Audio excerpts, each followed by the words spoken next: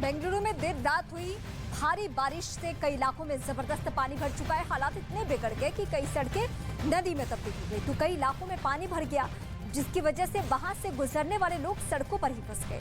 मूसलाधार बारिश के बाद बेंगलुरु दरिया में बदल चुकी है। शहर में सड़कों का सैलाब बह रहा है, जिसके बाद जगह जगह पर गाड़ियों की लंबी कतारें हैं। आसमानी आफत की वजह से लोगों की परेशानी बहुत बढ़ चुकी है। इस दौरान कई जगहों पर लोगों की जान बचाई गई। हालात इतने बिगड़ गए हैं कि कई सड़कें नदी में बदल गई, तो कई इलाकों में पानी भर गया, जिसकी वजह से वहां से गुजरने वाले लोग सड़कों पर ही फंस चुके हैं। और ये तस्वीरें इस वक्त हम आपको दिखा रहे हैं।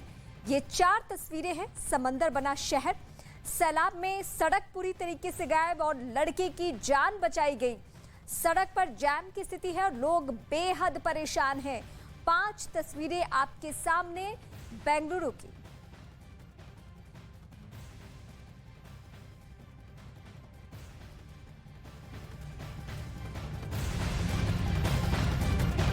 कर्नाटक के बेंगलुरु में बारिश आफत बनकर बरसी है। शहर में जगह जगह पानी भर चुका है, सड़कें पानी में समा गई है। आलम ये था कि लोगों के घरों में भी पानी घुस आया, यानी बारिश के प्रहार से पूरा शहर रुका हुआ नजर आया है। और अलग अलग एंगल से हम आपको तस्वीरें दिखा रहे हैं।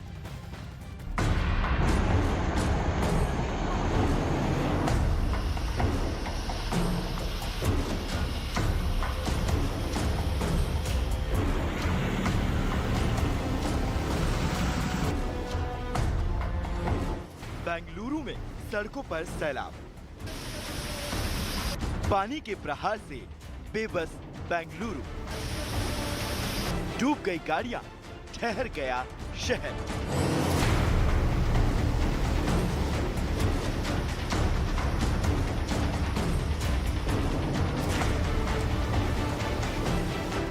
सड़क समंदर और बेबसी का मंजर। तस्वीरें सामने आई हैं देश के आईटी हब कहे जाने वाले हाईटेक शहर बेंगलुरु से।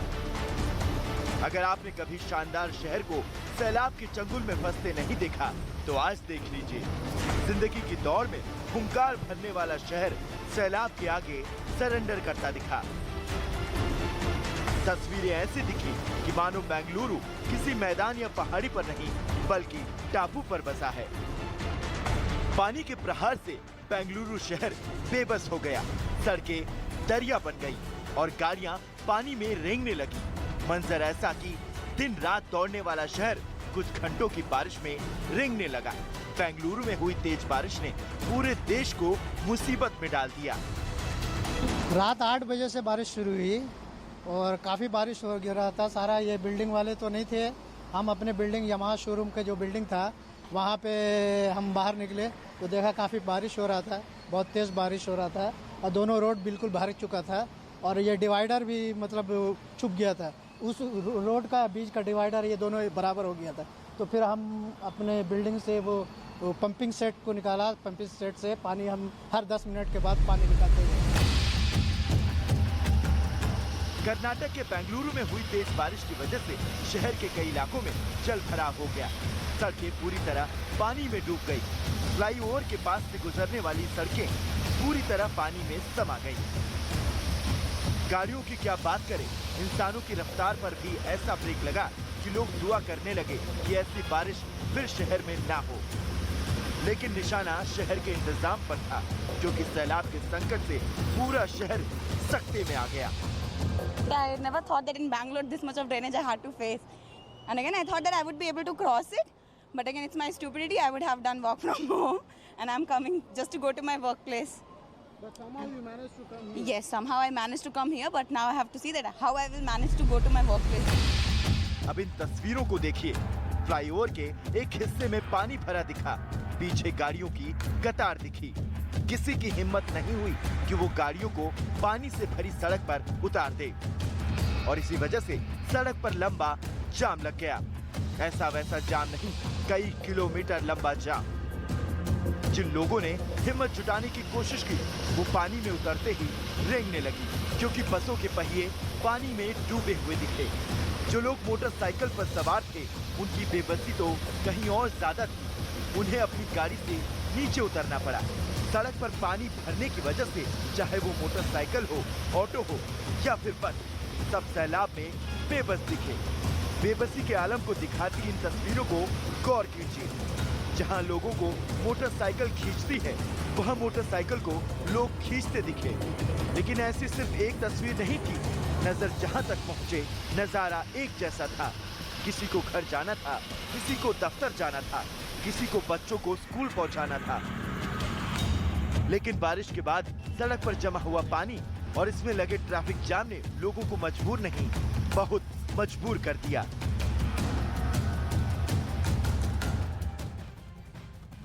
बेंगलुरु में सैलाब संकट से मुश्किलें इस कदर बढ़ी है कि जो लोग अपने दफ्तर पहुंचने वाले थे वो ऑफिस देर पहुंचे, जिन्हें स्कूल पहुंचना था वो भी लेट हो चुके, जिन्हें जरूरी काम से बाहर निकलना था, वक्त पर पहुंचना था, वो जैम में फंस गए।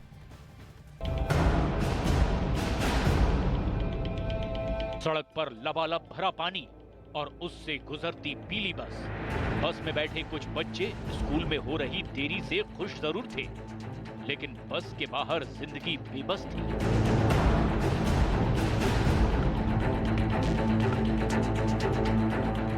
क्योंकि पानी में डूबी इसी सड़क से कुछ बच्चे डूबकर अपने स्कूल पहुंचने की कोशिश कर रहे थे। बेंगलुरु के मराठा हल्ली में बारिश लोगों के लिए परेशानी का सबब बन गई।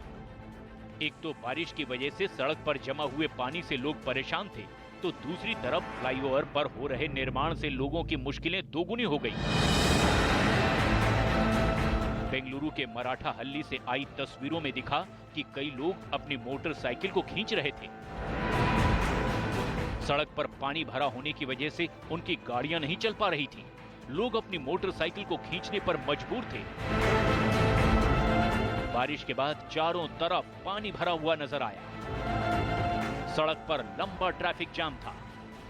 इस जाम के बीच लोग अपने ऑफिस जाने की कोशिश कर रहे थे, लेकिन रास्ता नहीं मिलने की वजह से सब लोग परेशान थे।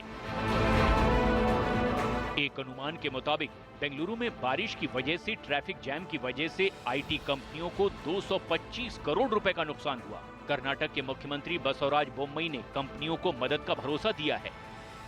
ಸಮಸ್ಯೆಗಳನ್ನು ಚರ್ಚೆ ಮಾಡಿ ತೀರ್ಮಾನಗಳನ್ನು ಮಾಡಿ ಪರಿಹಾರ ಕೊಡೋದಕ್ಕೆ ಎಲ್ಲ ಅವರು ಕಾನ್ಫಿಡೆನ್ಸ್ ತೋರಿಸ್ತಾರೆ।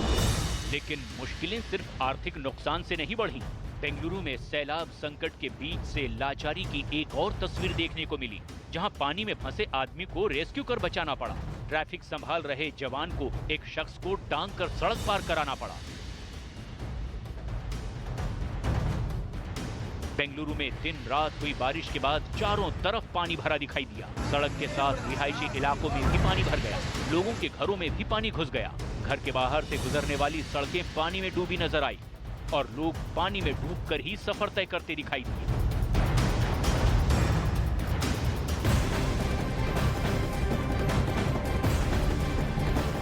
और इस वक्त बड़ी खबर झारखंड से है, जहां हेमंत सोरेन ने विश्वास मत हासिल कर लिया है। 48 विधायकों ने हेमंत सोरेन के पक्ष में वोट किए। सदन में विपक्ष ने इस वक्त वॉकआउट कर दिया है। हालांकि इसकी जरूरत थी नहीं, लेकिन शक्ति प्रदर्शन किया है हेमंत सोरेन ने।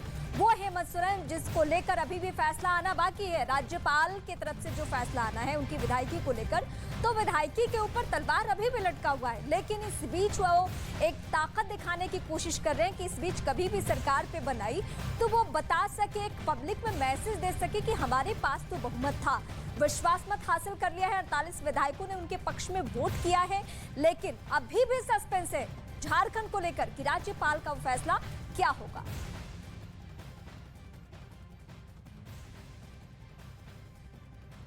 टीआरपी के बेस में न्यूज 18 इंडिया की बादशाहत लगातार कायम है। आपका पसंदीदा न्यूज चैनल न्यूज 18 इंडिया आज तक और अब बहुत बढ़त बना चुका है। इस हफ्ते की टीआरपी में न्यूज 18 इंडिया को आज तक से 16% ज्यादा दर्शकों ने देखा है। प्राइम टाइम में न्यूज 18 इंडिया के पास 14.3% मार्केट शेयर है, जबकि 12.2% के साथ आज तक बहुत पीछे है।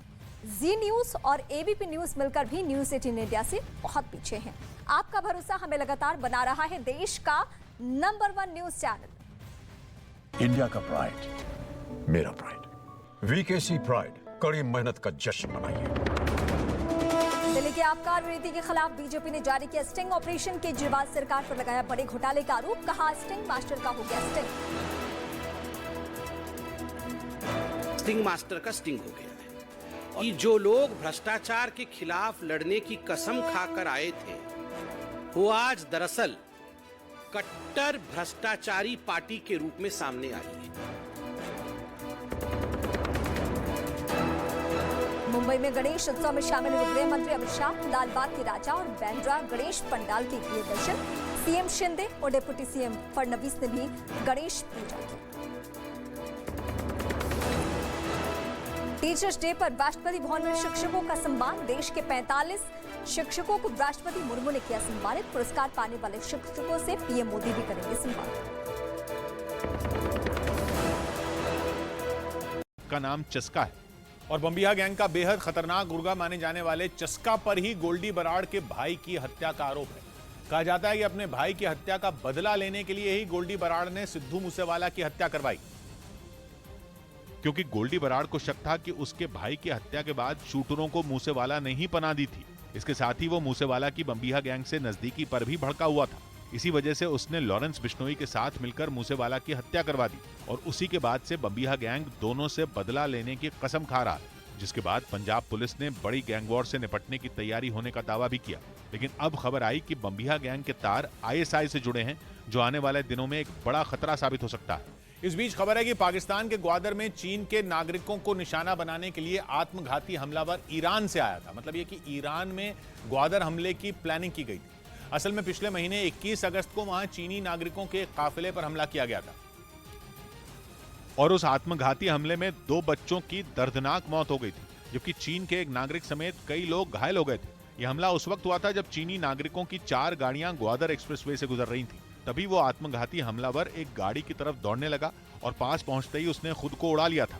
कुछ घंटों के बाद बलोच लिबरेशन आर्मी ने इस हमले की जिम्मेदारी ली थी और इस हमले के करीब 12 दिन बाद ये दावा किया जा रहा है कि बलोच लिबरेशन आर्मी से जुड़ा वो हमलावर ईरान के रामिन इलाके का रहने वाला था। ताइवान के ऊपर चीन का गुस्सा बढ़ता जा रहा है। जैसे जैसे ताइवान उसे जवाब देने के लिए अपनी सेना की ताकत दिखा रहा है, चीन भी अपने घातक जंगी जहाज और लड़ाकू विमानों का खौफ बढ़ाता जा रहा है। दोनों के बीच तनाव इतना बढ़ चुका है कि माना जा रहा है कि चीन कभी भी ताइवान पर हमला कर देगा। लेकिन अमेरिका ताइवान की ढाल बनकर दक्षिण चीन सागर में डटा है। उसके जंगी जहाजों का बेड़ा वहां मुस्तैद है। हालांकि उनमें एक विध्वंसक युद्धपोत यूएसएस ट्रिपोली अब सिंगापुर पहुंच गया।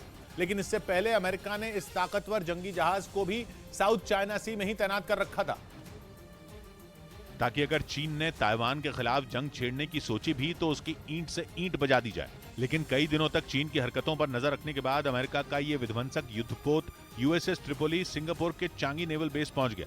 अमेरिका का ये जंगी जहाज 844 फीट लंबा है, जो परमाणु ऊर्जा से चलता है। इस पर करीब 2400 सैनिक सवार हैं। इसके अलावा इस पर 6 F-35B फाइटर जेट के साथ कई लड़ाकू हेलीकॉप्टर भी तैनात हैं। माना जाता है कि यूएसएस रोनाल्ड रेगन के बाद यूएसएस ट्रिपोली अमेरिका का सबसे ताकतवर और घातक जंगी जहाज है, जो अकेले अपने दम पर किसी भी देश को घुटनों पर ला सकता है। और कहा जाता है कि अमेरिका ने इसे दक्षिण चीन सागर में चीन की गीदड़ भपकी का जवाब देने के लिए तैनात किया था, जो ताइवान को कमजोर समझकर लगातार अपनी सेना की ताकत दिखा रहा था। अमेरिकी नौसेना की दक्षिण चीन सागर में मौजूदगी भी उसकी मिलिट्री ड्रिल पर कोई असर नहीं डाल रही थी। कई बार तो चीन ने डराने के लिए ऐसी मिसाइलें भी दागी जो ताइवान के आसमान से गरजती हुई निकल गईं। और तो और वो अपनी सेना की ताकत दिखाकर अमेरिका को भी जंग की धमकी देता रहा। चीन ने हालात ऐसे बना दिए कि साउथ चाइना सी जंग का मैदान दिखने लगा, जिसे देखते हुए अमेरिका ने यूएसएस ट्रिपोली युद्धपोत को समंदर में उतार दिया था। लेकिन पेलोसी के ताइवान दौरे से पहले ही अमेरिका अपने सबसे ताकतवर जंगी जहाज यूएसएस रोनाल्ड रेगन को साउथ चाइना सी में तैनात कर चुका था, क्योंकि ऐसी खबर आई थी कि चीन ताइवान दौरे के वक्त नैन्सी पेलोसी के विमान पर हमला कर सकता है। हालांकि ऐसा कुछ हुआ नहीं, लेकिन अमेरिका ने यूएसएस रोनाल्ड रेगन युद्धपोत को तैनात कर चीन को यह चेतावनी दे दी कि वो उसकी हरकतों पर चुप बैठने के मूड में नहीं है। लेकिन चीन पर अमेरिका की धमकियों का कोई असर नहीं हुआ। उसने न सिर्फ ताइवान की नाकेबंदी शुरू की, बल्कि अमेरिका को ताइवान से दूर रहने की धमकी भी दी। जिसके बाद अमेरिका ने चीन को सबक सिखाने के लिए यूएसएस ट्रिपोली युद्धपोत को भी दक्षिण चीन सागर में तैनात कर दिया। कई दिनों तक समंदर में चीन पर नजर रखने के बाद उसे जापान भेज दिया गया और अब अमेरिका का ये जंगी जहाज सिंगापुर पहुंच चुका है। उधर खबर है कि अमेरिका ने अपने एक घातक मिसाइल का सीक्रेट परीक्षण किया, जिसकी खबर सामने आते ही चीन समेत अमेरिका के कई दुश्मन देशों की नींद उड़ गई, क्योंकि अमेरिका ने इस हाईटेक मिसाइल का सफल परीक्षण करने तक इसकी जानकारी पूरी दुनिया से छिपा कर रखी। लेकिन जब परीक्षण पूरी तरह सफल हो गया तब इस मिसाइल का पता दुनिया के दूसरे देशों को चल सका। खबर है कि अमेरिका की ये जैस्मर क्रूज मिसाइल हवा से जमीन पर हमला कर सकती है और इसे स्टेल्थ तकनीक से लैस बॉम्बर से दागा जा सकता है ताकि दुश्मन के रडार और एयर डिफेंस सिस्टम को चकमा दिया जा सके। बताया गया कि अमेरिका के पास काफी वक्त से ये मिसाइल थी, लेकिन जो नया परीक्षण किया गया उसमें इस मिसाइल की रेंज बढ़ा दी गई है। यानी अमेरिका चाहता है कि उसकी ये क्रूज मिसाइल और घातक बन सके।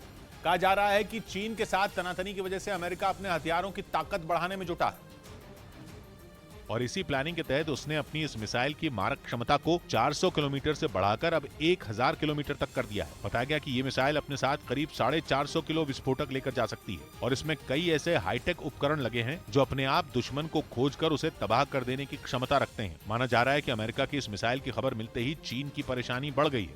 इस बीच यूरेशियन टाइम्स नाम की वेबसाइट ने दावा किया कि चीन के बढ़ते खतरे से निपटने के लिए जापान ने भी हाइपरसोनिक मिसाइल बनाने की तैयारी शुरू कर दी है। दावा किया गया कि इसके लिए जापान अपने रक्षा बजट में भारी भरकम बढ़ोतरी करने जा रहा है ताकि जल्द ही वो एक ऐसा हथियार बना ले जिससे चीन को चित किया जा सके। दावा किया गया कि जापान भी बहुत जल्द अपनी सेना को हाइपरसोनिक। आज गृह मंत्री अमित शाह मुंबई में हैं, जहां वो गणेश उत्सव मना रहे हैं। मुंबई में अमित शाह देवेंद्र फडणवीस के घर पहुंचे और गणेश पूजा की। इससे पहले अमित शाह ने बांद्रा वेस्ट के पंडाल और लालबाग के राजा के दर्शन किए। और ये तस्वीरें इस वक्त हम दिखा रहे हैं जब गृह मंत्री पहुंचे थे लालबाग के राजा के पास दर्शन करने के लिए। उसके बाद बांद्रा में वो एक पंडाल में गया। 3 तस्वीरें आपके सामने हैं, जहां पहली तस्वीर लालबाग के राजा के दर्शन करने पहुंचे थे तब की, दूसरी तस्वीर बांद्रा की है और तीसरी तस्वीर उप मुख्यमंत्री फडणवीस के घर पूजा अर्चना के। बैठा है और अब तो जापान ताइवान के साथ भी खड़ा हो गया है, यानी वो चीन को एक के बाद एक कई झटके दे रहा है। और माना जाता है कि जापान इसका नतीजा भी जानता है। वो जानता है कि चीन बौखलाहट में कुछ भी कर सकता है। जैसे रूस ने यूक्रेन पर हमला किया, चीन भी उसी रास्ते पर चल सकता है। वो कभी भी अपनी हाइपरसोनिक मिसाइलों का रुख जापान की तरफ मोड़ सकता है, जैसा कि उसने हाल ही में ताइवान को धमकाते वक्त किया था, जब उसकी 5 मिसाइलें जापान के करीब जाकर गिरी थी। और कहा जा रहा है कि इसी बात ने जापान को मजबूर कर दिया कि वो भी अपनी सेना की ताकत बढ़ाने के लिए अपना खजाना खोल दे। बताया गया कि वहां के रक्षा मंत्री ने भविष्य के खतरों से मुकाबले के लिए जल्द तैयारी शुरू करने की वकालत की, जिसके बाद कहा जा रहा है कि जापान की सरकार अपने रक्षा बजट को दोगुना कर सकती है और इसे कुल जीडीपी के 1% से बढ़ाकर 2% तक कर सकती है, जो कि $72 बिलियन यानी भारतीय रुपयों में करीब 5,76,000 करोड़ रुपए होगा। दावा किया गया कि इस रक्षा बजट से अमेरिका और चीन की सेना के बाद जापान की सेना तीसरे नंबर की सबसे बड़ी सेना बन जाएगी और उसके पास हाइपरसोनिक मिसाइलों जैसे घातक हथियार भी मौजूद होंगे। हाइपरसोनिक मिसाइल बेहद घातक इसलिए मानी जाती है क्योंकि इसकी रफ्तार आवाज से 5 गुना ज्यादा होती है। रडार भी इसे पकड़ नहीं पाता है और यही बात उसे बैलिस्टिक मिसाइल से अलग और बेहतर बनाती है। और इसी हाइपरसोनिक मिसाइल की ताकत अब जापान भी पाना चाहता है। इसके साथ ही वो अपनी सेना को शक्तिशाली बनाने के लिए आधुनिक ड्रोन भी तैयार करने जा रहा है, क्योंकि जापान कई बार यह दावा कर चुका है कि चीन के साथ साथ रूस के जंगी जहाज भी उसकी समुद्री सीमा में घुसपैठ करते रहते हैं। चीन के साथ जापान का रूस से भी सीमा विवाद है। इसी वजह से वो ऐसी तकनीक चाहता है जिससे अपनी सीमा में वो दोनों देशों की गतिविधियों पर नजर रख सके। दावा किया गया कि जापान अपने रक्षा बजट को बढ़ाकर बेहद ताकतवर ड्रोन बनाने की भी तैयारी कर रहा है। एक रिपोर्ट के मुताबिक जापान अपने रक्षा बजट का एक बड़ा हिस्सा सैटेलाइट का एक नेटवर्क बनाने में भी खर्च करेगा। दावा किया गया कि ये नेटवर्क हाइपरसोनिक मिसाइलों को भी आसानी से ट्रैक कर लेगा, क्योंकि जापान के तीनों ही दुश्मन चीन, रूस और नॉर्थ कोरिया अपने पास हाइपरसोनिक मिसाइल होने का दावा करते हैं। उधर खबर है कि जापान ताइवान से अपने नागरिकों को निकालने की तैयारी कर रहा है, जिसके लिए उसके एक प्रतिनिधिमंडल ने ताइवान की यात्रा भी की, क्योंकि समंदर पर युद्ध का खतरा मंडरा रहा है और कभी भी ब्लू बैटलफील्ड में जंग का सायरन बज सकता है, क्योंकि चीन चुप नहीं बैठेगा और ताइवान झुकेगा नहीं। यानी चीन और ताइवान में किसी भी समय युद्ध शुरू हो सकता है, जिसे भांपकर जापान ने अपने नागरिकों को ताइवान से निकालने का मन बना लिया है। और खबर तो यह है कि चीन के आक्रमण से पहले वहां से निजी विमानों और जहाजों के जरिए लोगों को निकाला जा सकता है, क्योंकि अगर जापान की सेना के विमान ताइवान की जमीन पर उतरे तो चीन और जापान की दुश्मनी और ज्यादा बढ़ जाएगी। माना जा रहा है कि इसी वजह से ताइवान से अपने नागरिकों को निकालने के लिए जापान निजी विमान और जहाज भेज सकता है, जिससे सांप भी मर जाएगा और लाठी भी नहीं टूटेगी, क्योंकि ये नियमों का उल्लंघन नहीं होगा। वैसे चीन के खिलाफ जापान ताइवान के साथ है, जिसकी एक बड़ी वजह है अमेरिका, क्योंकि ताइवान और जापान दोनों अमेरिका के दोस्त हैं। और कहा जा रहा है कि जापान के ताइवान के साथ खड़े होने की ये एक बड़ी वजह है। लेकिन समंदर में जंग की आहट के बीच जापान हर कदम फूंक फूंक कर रख रहा है, क्योंकि जापान और चीन में पहले से विवाद है और अगर उसकी सेना का विमान ताइवान में उतर गया तो दुश्मनी की आग में घी पड़ जाएगा। जापान इसी बात से बचकर निकलना चाहता है। जापान के 20,000 नागरिक इस समय ताइवान में हैं, जिन्हें निकालने के लिए जापान के एक प्रतिनिधिमंडल ने ताइवान की यात्रा भी की और इस प्लान पर चर्चा हुई कि कैसे बात को बढ़ाए बिना ताइवान से उसके नागरिकों की वापसी हो जाए, क्योंकि जापान नहीं चाहता कि युद्ध शुरू होने से पहले ही वो और चीन आमने सामने आ जाएं। आमतौर पर किसी देश में इमरजेंसी होने पर दूसरे देश वहां अपनी सेना का विमान भेजकर नागरिकों को एयरलिफ्ट कर लेते हैं।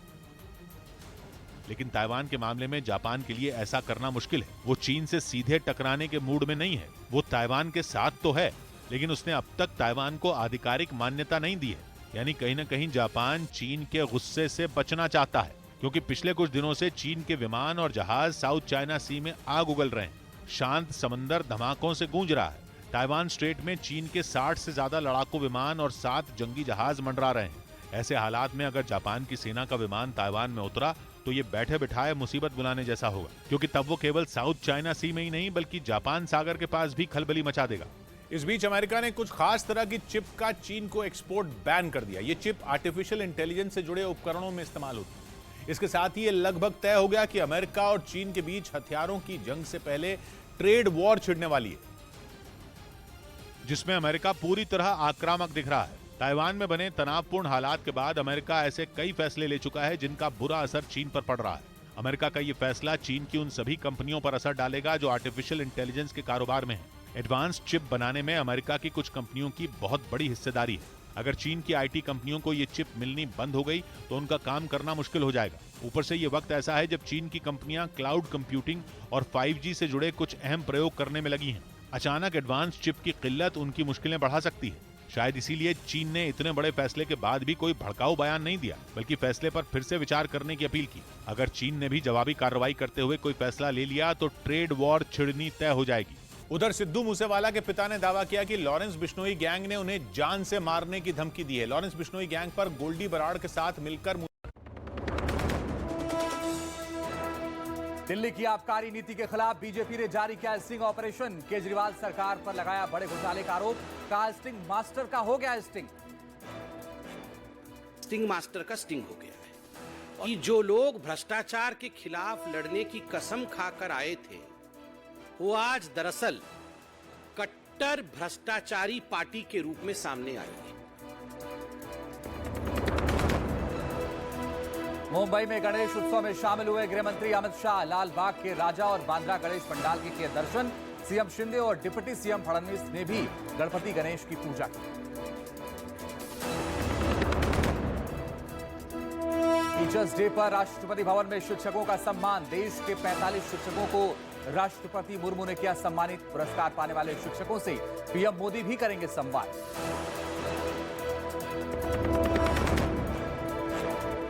लखनऊ के होटल में लगी भीषण आग से 4 लोगों की मौत। रेस्क्यू करके सुरक्षित निकाले गए कई लोग। सीएम योगी ने अस्पताल पहुंचकर लिया हादसे में प्रभावित लोगों का हाल। जांच के दिए आदेश। आज दिल्ली पहुंच रहे बिहार के सीएम नीतीश कुमार। राहुल गांधी और केजरीवाल के साथ ही लेफ्ट पार्टी के नेताओं से कर सकते हैं मुलाकात। 2024 के लिए विपक्ष को एकजुट करने की कोशिश तेज। अर्शदीप के खिलाफ पाकिस्तान और आईएसआई की साजिश पर सरकार की सख्ती। भारत में विकिपीडिया के अधिकारियों को आईटी मंत्रालय ने किया तलब। प्रोफाइल से छेड़छाड़ का आरोप।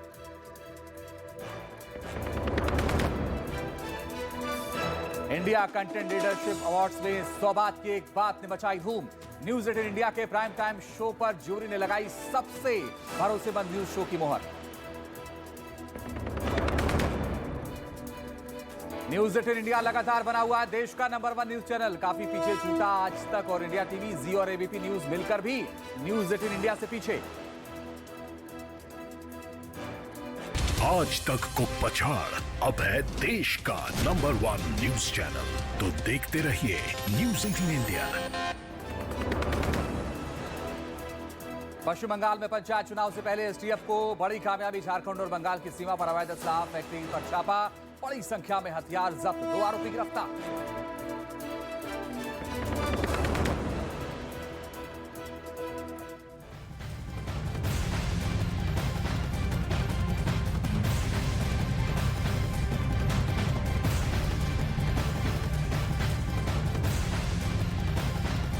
आप देख रहे हैं देश का number 1 news channel news 18 India की बादशाहत लगातार कायम है।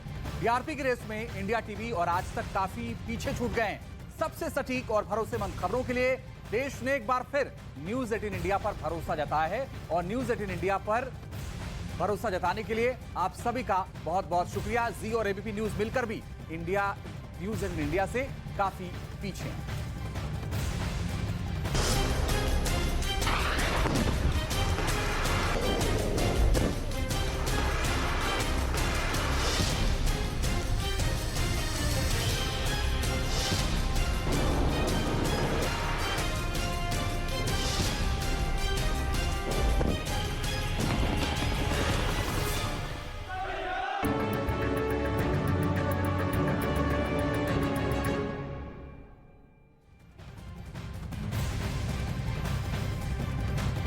उधर चीन ने ताइवान के एंटी ड्रोन ड्रिल का मजाक उड़ाया है। चीन ने ताइवान में ड्रोन से खाने के पैकेट गिराए।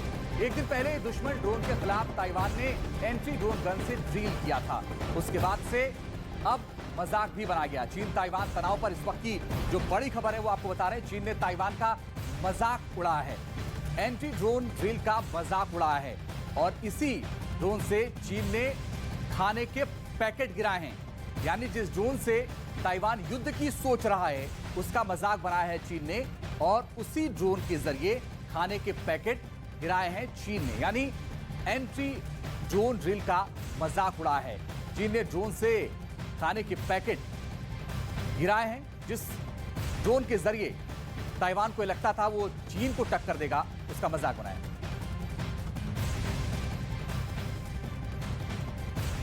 लेकिन ताइवान के एंटी ड्रोन ड्रिल के अगले दिन चीन ने ताइवान को जवाब दे दिया। ड्रोन से खाने के पैकेट गिराकर बताने की कोशिश की। हथियारों के मोर्चे पर वो उसके सामने नहीं टिकने वाला। ताइवान से तनाव के बीच चीन एक तरफ अपने हथियारों की ताकत दिखा रहा है तो दूसरी तरफ ताइवान को लगातार भड़काने की कोशिश भी कर रहा है।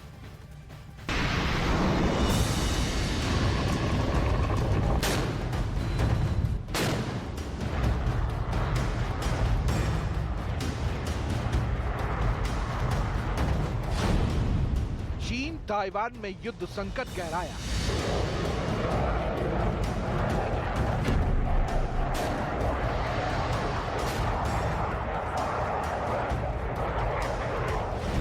चीन ने दिखाई ताइवान को ताकत,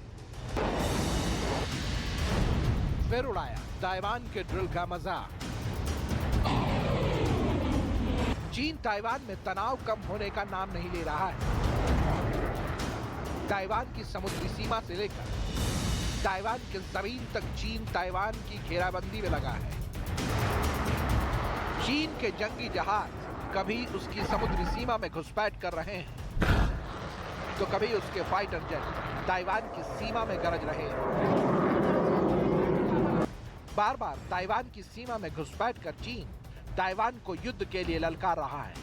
लेकिन इस बार तो चीन ने ताइवान को उकसाने के लिए हद ही पार कर दी। चीन ने ताइवान की सीमा में घुसकर ड्रोन से खाने के पैकेट गिरा दिए। ताइवान के सैनिकों को खाने के पैकेट के साथ एक चिट्ठी भी मिली है। अब आपको लग रहा होगा कि चीन ताइवान के सैनिकों के प्रति दरिया दिली दिखा रहा है, तो ठहरिए। ताइवान की सीमा में ड्रोन से खाने के पैकेट गिराकर चीन ने एक बार फिर ताइवान के सैनिकों को भड़का दिया है। एक दिन पहले ही ताइवान के सैनिकों ने एंटी ड्रोन गन से ड्रिल किया था जिसका मकसद था चीन के ड्रोन का जवाब देना। लेकिन चीन ने घुसपैठ करके ताइवान को एक बार फिर भड़का दिया। ताइवान कई बार दावा कर चुका है कि चीन के ड्रोन लगातार उसकी सीमा में घुसपैठ कर रहे हैं। चीन से हो रही घुसपैठ का जवाब देने के लिए ताइवान ने एंटी ड्रोन गन से ड्रिल भी किया, जिसमें खास रणनीति से दुश्मन के ड्रोन को मार गिराने की तैयारी हुई। हाथों में एंटी ड्रोन गन और दुश्मन के ड्रोन पर निशाना लगाया गया। दुश्मन के ड्रोन को तबाह करने का ये पूरा अभ्यास ताइवान के सैनिकों ने केनमन द्वीप में किया। सभी सैनिकों के हाथ में अत्याधुनिक एंटी ड्रोन गन थे। चीन की ड्रोन से घुसपैठ के लिए ताइवान ने एंटी ड्रोन सिस्टम तैयार किया है। सैनिकों को एंटी ड्रोन गन दिए हैं। किनमन और मात्सू में हथियार बांटे गए हैं।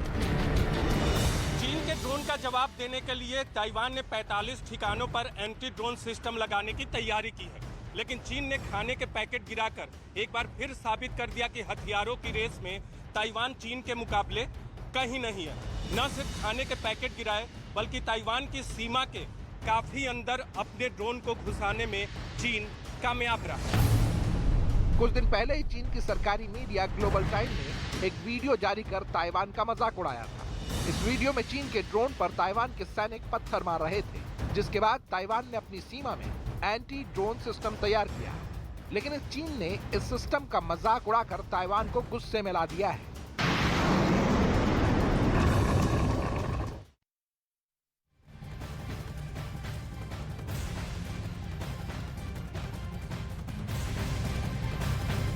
ताइवान और चीन के तनाव के बीच बड़ी खबर आ रही है। ताइवान ने 2028 तक नए इंजनों के साथ M60A3 टैंक तैयार करने की योजना बनाई है। इस वक्त की बड़ी और अहम खबर आ रही है, आपको बता दें, चीन और ताइवान से जुड़ी हुई, और चीन ताइवान तनाव पर यह जुड़ी बड़ी खबर है।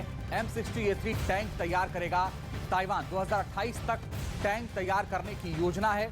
चीन को आने वाले वक्त में पूरी ताकत के साथ टक्कर देने की तैयारी कर रहा है ताइवान, इसलिए हथियारों को लगातार तैयार किया जा रहा है।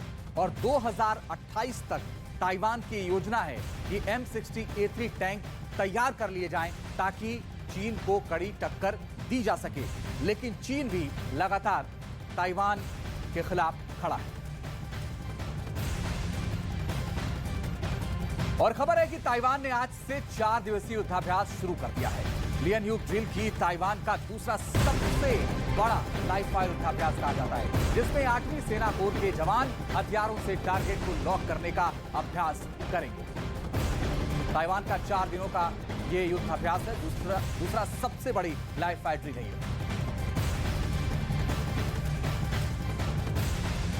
तो बड़ी और अहम खबर इस वक्त की आपको बता रहे हैं, चीन और ताइवान से जुड़ी ये बड़ी खबर। लॉक करने का अभ्यास करेंगे टारगेट को, और इस दौरान चीन और ताइवान दोनों की अपनी अलग अलग तैयारी है।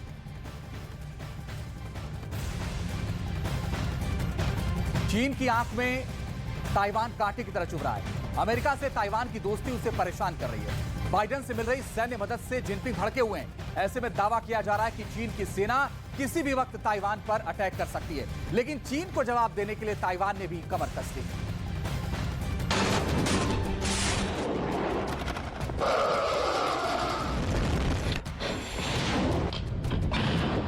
चीन को अपनी ताकत दिखाएगा ताइवान।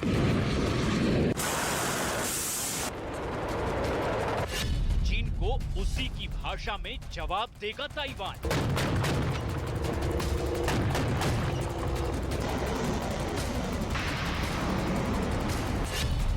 से पहले ताइवान का शक्ति प्रदर्शन।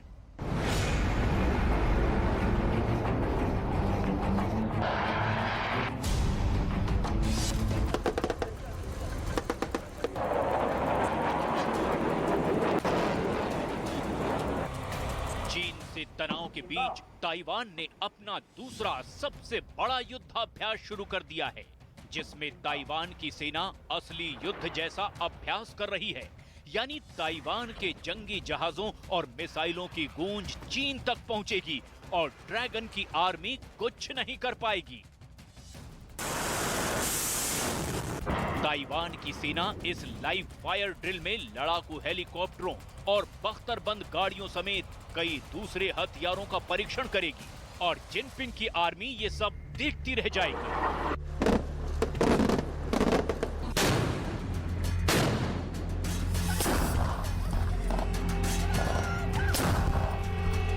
ताइवानी मीडिया के मुताबिक वायुसेना और विशेष बल कमांड ने अपने AH-64E अपाचे और AH-1W सुपर कोबरा हेलीकॉप्टर्स को भी इस युद्धाभ्यास में शामिल होने के लिए भेज दिया है। ताइवान में आज से शुरू हो रहा ये युद्धाभ्यास 8 सितंबर तक चलेगा। जिसमें 9वीं सेना कोर के जवान भाग लेंगे। ताइवान ने इस युद्धाभ्यास को लियन युंग ड्रिल नाम दिया है, जो पिंगटुंग काउंटी के संयुक्त प्रशिक्षण बेस कमांड में आयोजित हो रहा है। विदेशी मीडिया की रिपोर्ट्स के मुताबिक ताइवान की सेना की संयुक्त बटालियन स्नाइपर्स, टैंक, बख्तरबंद गाड़ियां और मोर्टार का 4 दिनों का युद्धाभ्यास करेगी। इस युद्धाभ्यास में असली हथियारों से टारगेट को ध्वस्त करने का अभ्यास किया जाएगा। ताइवान में हर साल होने वाले हुआंग श्रृंखला की ड्रिल के बाद ये सशस्त्र बलों का दूसरा सबसे बड़ा युद्धाभ्यास है। ताइवान के लिए इस युद्धाभ्यास की काफी अहमियत है, क्योंकि ताइवान किसी भी कीमत पर चीन के सामने झुकना नहीं चाहता।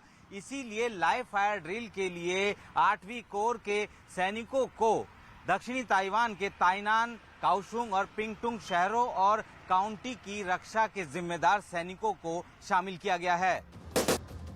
लियन युंग एक बड़े पैमाने पर लाइव फायर सैन्य अभ्यास है, जिसे देश की सेना आमतौर पर संयुक्त संचालन प्रशिक्षण बेस कमांड में साल में 6 बार आयोजित करती है। यानी चीन के सामने ताइवान शक्ति प्रदर्शन कर रहा है और ये संदेश देने की कोशिश कर रहा है कि अगर जंग हुई तो वो चुप नहीं बैठेगा और चीन को उसी की भाषा में जवाब दिया जाएगा।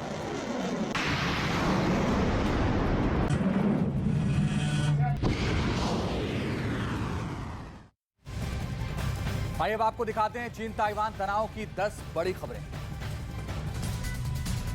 चीन ने ताइवान के एंटी ड्रोन ड्रिल का मजाक उड़ाया है। चीन ने ताइवान में ड्रोन से खाने के पैकेट गिराए। एक दिन पहले दुश्मन ड्रोन के खिलाफ ताइवान एंटी ड्रोन गन से ड्रिल किया था। ताइवान और चीन के तनाव के बीच ताइवान का बड़ा प्लान। ताइवान ने 2028 तक नए इंजनों के साथ M60A3 टैंक तैयार करने की योजना बनाई। ताइवान ने 4 दिवसीय युद्धाभ्यास शुरू किया। लियन युंग ड्रिल को ताइवान का दूसरा सबसे बड़ा लाइव फायर युद्धाभ्यास कहा जाता है। 8वीं सेना कोर के जवान हथियारों से टारगेट को लॉक करने का अभ्यास करेंगे। ताइवान के रक्षा मंत्रालय ने बड़ा दावा किया है। चीन के 8 एयरक्राफ्ट, 5 नौसेना के जहाजों और ड्रोन ने ताइवान के क्षेत्र में घुसपैठ की है। ताइवान ने भूमि आधारित मिसाइल डिफेंस सिस्टम से ट्रैक किया। ताइवान ने बाइडेन प्रशासन पर बड़ा आरोप लगाया है। ताइवान ने हथियारों की बिक्री को सीमित करने के लिए बाइडेन प्रशासन की खिंचाई की है। ताइवान की मांग है कि जल्द हथियारों की सप्लाई की जाए, नहीं तो चीन को प्रताड़ित करने का वक्त मिलेगा। रूस और चीन लगातार युद्धाभ्यास कर रहे हैं। चीन जंग की तैयारी कर रहा है। जंग के लिए चीन की मदद कर रहा रूस। बाल्टिक सागर में अमेरिका कर रहा युद्धाभ्यास। यूएस कियरसार से उड़ान भरता AV-8B हैरियर लड़ाकू विमान बाल्टिक सागर से यूरोप के 9 देशों की सरहदें सटी हैं। जापान के रक्षा मंत्रालय का बड़ा दावा। 6 रूसी और चीनी नौसैनिक जहाजों ने जापान के सागर में मशीन गन से फायरिंग की। जापान ने रूस और चीन पर गोलीबारी करने का आरोप लगाया है। चीन ने ताइवान पर सीधे हमले की रणनीति छोड़ दी है। अब शी जिनपिंग ताइवान को नई रणनीति से कुचलने की कोशिश में जुट गए हैं। अब चीन ताइवान के डिफेंस सिस्टम को तबाह करने की साजिश रच रहा है। चीन कर सकता है ताइवान पर साइबर हमला। अमेरिका रिपोर्ट में बड़ा दावा। ताइवान के 35,000 ठिकाने चीन के टारगेट पर हैं।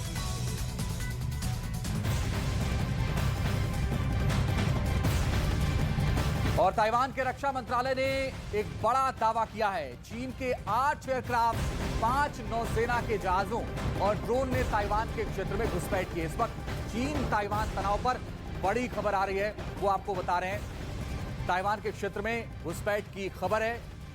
कहा यह जा रहा है कि ताइवान ने भूमि आधारित मिसाइल डिफेंस सिस्टम से उन्हें ट्रैक किया है और ताइवान ने यह दावा किया है। ताइवान के रक्षा मंत्रालय का यह बड़ा दावा सामने आया। चीन के जहाज और ड्रोन को ट्रैक किया गया।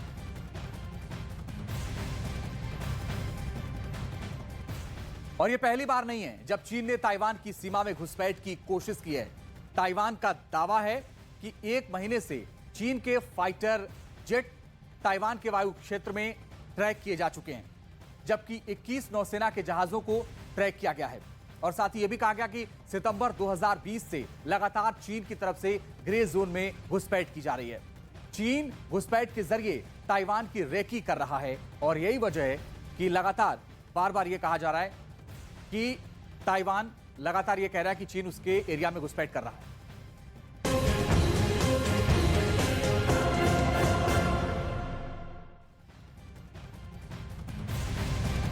और इस वक्त की बड़ी खबर आ रही है, रूस और चीन लगातार युद्धाभ्यास कर रहे हैं। चीन जंग की तैयारी कर रहा है। इस वक्त की बड़ी और अहम खबर आ रही है, लगातार चीन और रूस युद्धाभ्यास कर रहे हैं। और अब यह जानकारी आ रही है कि यह युद्धाभ्यास आगे और जारी रह सकता है। जंग की तैयारी कर रहा है चीन, और चीन के सामने है ताइवान।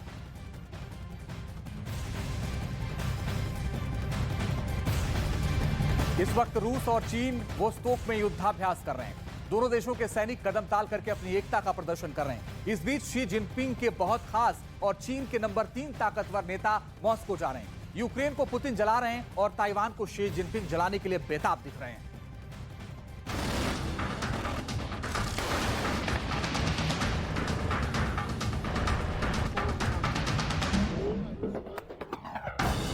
पुतिन को शी जिनपिंग की कॉल आई।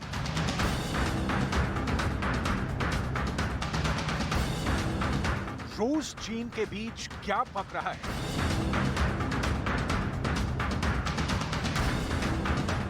रूस चीन की बड़ी साजिश।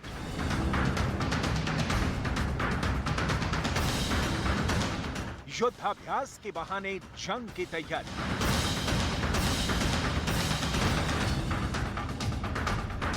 चीन के नंबर 3 नेता की रूस यात्रा।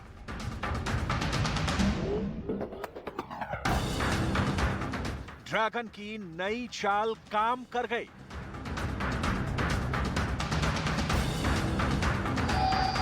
बीजिंग टू मॉस्को की दूरी वैसे तो करीब 6000 किलोमीटर की है, लेकिन दोनों के बीच रिश्तों में जो नई मिठास भरी जा रही है, उससे अमेरिका का मुंह कड़वा हो गया है। क्योंकि चीन के लिए दोस्ती और दुश्मनी एक ही सिक्के के दो पहलू हैं। चीन उसूलों वाली दोस्ती नहीं, स्वार्थ सिद्धि वाला गठजोड़ करता है। पश्चिमी मीडिया में रूस के साथ चीन की प्रगाढ़ होती दोस्ती की रिपोर्ट छप रही हैं। वोस्तोक में दोनों देशों के सैनिक अपने तोप और गोलों की आजमाइश में बिजी हैं।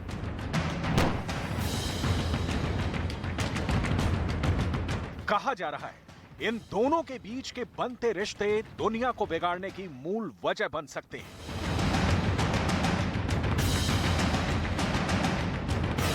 बम, बारूद और बंदूक की नली से निकली सत्ता में यकीन करने वाला देश चीन अब अमेरिका के खिलाफ नए हथकंडे आजमा रहा है। इसके लिए शी जिनपिंग ने अपने सबसे खास आदमी को काम पर लगाया है। यूक्रेन की जलती जमीन के बीच रूस के ठंडे वातावरण में चीन के नंबर 3 ताकतवर नेता ली जिनशु मॉस्को पहुंच रहे हैं। ली के बारे में थोड़ी सी डिटेल आपको जरूर जाननी चाहिए। ली चीन के 25 सदस्यीय पोलित ब्यूरो के सदस्य हैं। 2012 में पोलित ब्यूरो में शामिल हुए और तब से इनका कद लगातार बढ़ता गया। 72 साल के ली रूस चीन दोस्ती के सशक्त पैरोकार हैं। इससे पहले ली ने साल 2012 में जिनपिंग के खास प्रतिनिधियों के रूप में रूस की यात्रा की थी। ली ने रूस और चीन के बीच मजबूत रिश्ते कायम रखने में अहम भूमिका निभाई है। शी जिनपिंग ने अपने सबसे खास को रूस भेजने का निर्णय इस वक्त क्यों लिया जब ताइवान उबल रहा है?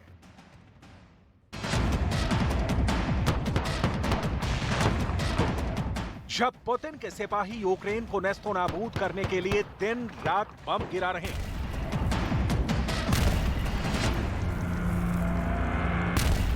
जब अमेरिका और यूरोप पुतिन के खिलाफ ज़ेलेंस्की को डॉलर और हथियारों की सप्लाई कर रहे हैं,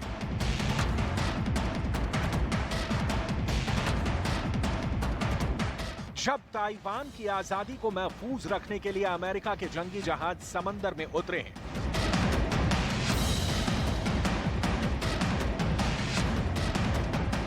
इन सवालों का जवाब एक एक करके आपको दिखाएंगे। लेकिन उससे पहले वोस्तोक के युद्धाभ्यास की तस्वीर देखिए।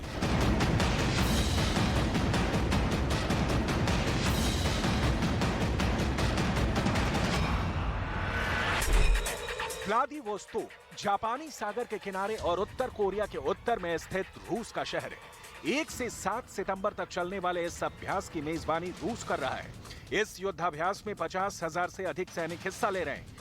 यह अभ्यास 7 अलग अलग फायरिंग रेंज पर हो रहा है।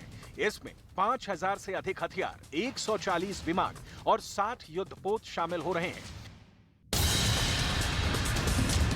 इस अभ्यास ने विशेषज्ञों की चिंता बढ़ा दी है। उनका कहना है कि यह अभ्यास अमेरिका से तनाव के बीच सिर्फ रूस और चीन के बीच के गहरे संबंधों का प्रदर्शन भर नहीं है, बल्कि यह यूक्रेन युद्ध के बीच मिलिट्री ड्रिल में शामिल होने के लिए हजारों सैनिकों को भेजने की रूस की क्षमता को दिखाता है। पुतिन पश्चिमी देशों को यह भी बताना चाहते हैं कि मॉस्को अलग थलग नहीं पड़ा है, जैसा यूक्रेन युद्ध के बाद अमेरिका और उसके सहयोगी देश सोच रहे हैं। Первый элемент для Пекина – это продемонстрировать Москве, что Китай все равно остается надежным партнером. Да, может быть, какие-то китайские компании соблюдают санкции. Да, значит, Китай не делает радикальных шагов для того, чтобы Москве помочь, в том числе на поле боя. Но, тем не менее, Китай – это надежный стратегический тыл, с ним укрепляется военное взаимодействие, и на Китай можно положиться. चीन पर रूस के विश्वास की एक नहीं टोकरी भर वजह है, लेकिन फिलहाल तो यूक्रेन जंग में शी जिनपिंग की पुतिन को नैतिक समर्थन वाली बात ही प्रमुख दिखती है। हालांकि चीन की मीडिया ये नहीं बता रही कि चीन के नंबर 3 नेता रूस क्या करने जा रहे हैं, लेकिन ये ओपन सीक्रेट जैसा है कि रूस चीन बहुत करीब आ रहे हैं और टाइमिंग देखें तो ये बहुत कुछ बयान कर देता है।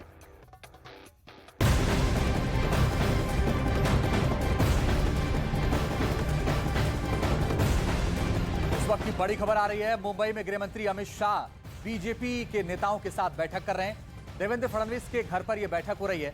बैठक में बीजेपी के सांसद और विधायक भी शामिल हैं। मुंबई के दौरे पर हैं गृह मंत्री अमित शाह और इस दौरान वो भारतीय जनता पार्टी के कार्यकर्ताओं के साथ बैठक कर रहे हैं, जिसमें सभी सांसद और विधायक मौजूद हैं। देवेंद्र फडणवीस, मुंबई के डिप्टी सीएम देवेंद्र फडणवीस के घर ये बैठक हो रही है और इस बैठक में तमाम अहम मुद्दों पर चर्चा हो रही। पिछले दिनों सरकार बदली थी महाराष्ट्र में, इसके बाद से अमित शाह का ये दौरा और पहले उन्होंने लाल बाग के राजा के दर्शन किए और अब वो बैठक कर रहे हैं।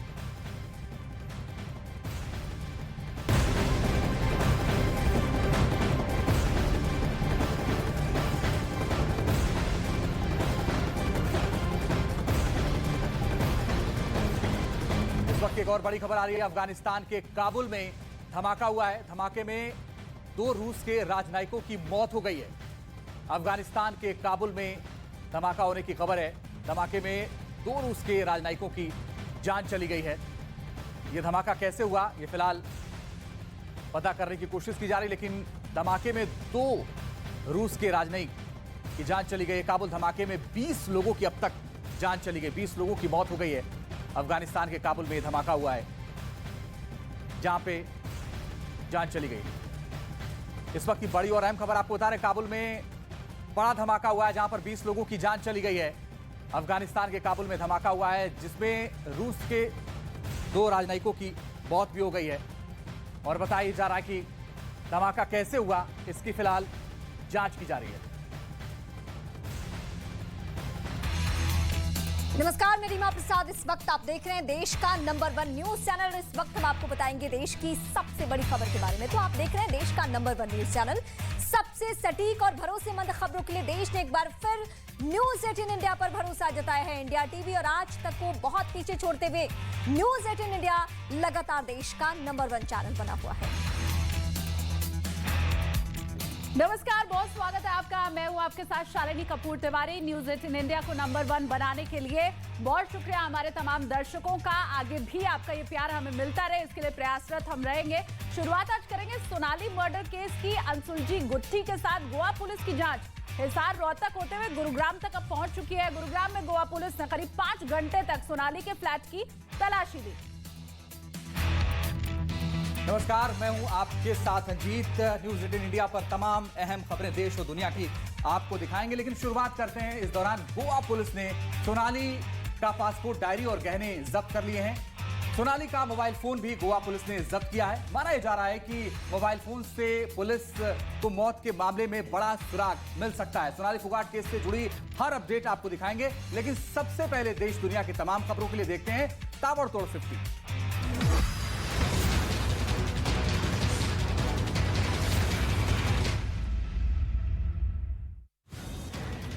दिल्ली की आबकारी नीति के खिलाफ बीजेपी ने जारी किया स्टिंग ऑपरेशन। केजरीवाल सरकार पर लगाए बड़े घोटाले का आरोप।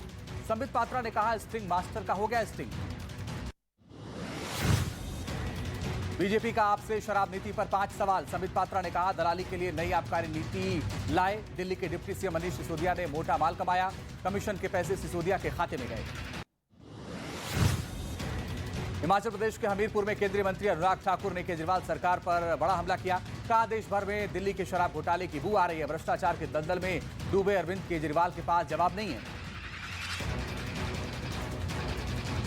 है कि सीबीआई के एक अधिकारी को जिसको दिख रहा था कि पूरा का पूरा मामला फर्जी है, उसके ऊपर इतना दबाव बनाया गया गलत काम करने के लिए कि उसको आत्महत्या करने पर मजबूर होना पड़ा।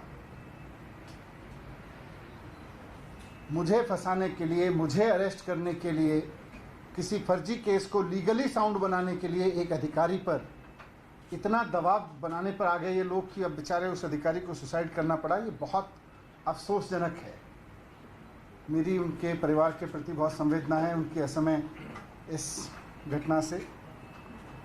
मैं आज प्रधानमंत्री जी को भी कहना चाहता हूँ कि आप मुझको फंसाना चाहते हैं फर्जी तरीके से, फंसा लीजिए। आप मेरे ऊपर रेड कराना चाहते थे, आपने रेड करा ली। आप फर्जी एफआईआर करा चुके मेरे ऊपर। आप मुझे अरेस्ट कराना चाहते हैं, आप बता दीजिए, जहाँ कहोगे मैं आ जाऊँगा। लेकिन इस तरह से अधिकारियों के ऊपर दबाव बना के उन्हें फांसी लगाने पे, उन्हें आत्महत्या करने पे मजबूर मत कीजिए। इससे घर उजड़ रहे हैं। ये ठीक नहीं है। आप हर वक्त यही सोचते रहते हैं मैं सीबीआई का इस्तेमाल कैसे करूँ, मैं